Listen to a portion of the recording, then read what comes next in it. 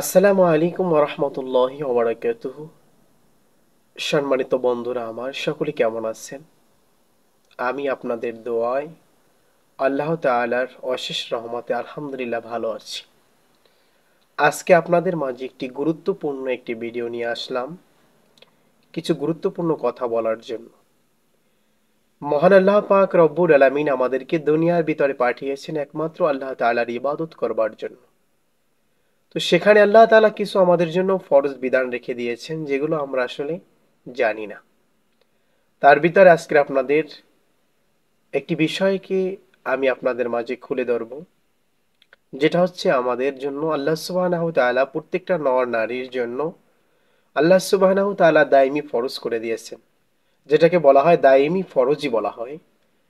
তো আমাদের জন্য প্রত্যেকটা নর নারী মুসলিমের জন্য আল্লাহ সুবহানাহু ওয়া তাআলা দায়মি ফরজ হিসাবে তিনটি করে আমাদের জন্য ধার্য করেছেন, যে তিনটা আসলে আমাদের মানা প্রয়োজন। এই দায়মি ফরজ আমাদের সকলেরই মানা উচিত। আমরা আসলে মুসলিম কিন্তু জানি না দায়মি ফরজ কি আমাদের। তো সেদিক থেকে দায়মি ফরজগুলো কি কি? তিনটা দায়মি ফরজ। প্রথম নাম্বার হচ্ছে সর্বদা ইমানের সাথে থাকা। ইমানের সাথে আল্লাহ পাক রব্বুল আলামিনকে এক হিসাবে বিশ্বাস করা, দিল থেকে তাকে বিশ্বাস করা। যেমনটা আমরা বলতে পারি লা ইলাহা ইল্লাল্লাহ মুহাম্মাদুর রাসূলুল্লাহ সাল্লাল্লাহু আলাইহি ওয়াসাল্লাম। তো প্রথম নাম্বার হচ্ছে সর্বদা ইমানের সাথে থাকা। দ্বিতীয় নাম্বার হচ্ছে সতর ঢাকিয়ে রাখা। প্রত্যেকটা নর নারীর আসলে সতর ঢেকে রাখতে হবে। তো আল্লাহ সুবহানাহু তাআলা সতর কার কার জন্য কতটুকু রেখেছেন, নারীর জন্য কতটুকু রেখেছেন এবং পুরুষের জন্য কতটুকু রেখেছেন।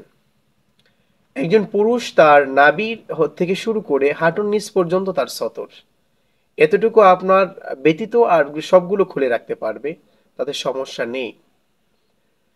এরপর একটা নারীর জন্য হচ্ছে আল্লাহ সুবহানাহু তাআলা তার হাতের পাতা, তার চেহারা মোবারক এবং হচ্ছে তার পায়ের পাতা, এতটুকু ছাড়া আর যতটুকু আছে তার শরীরের অঙ্গ সবগুলো আপনার ঢেকে রাখতে হবে।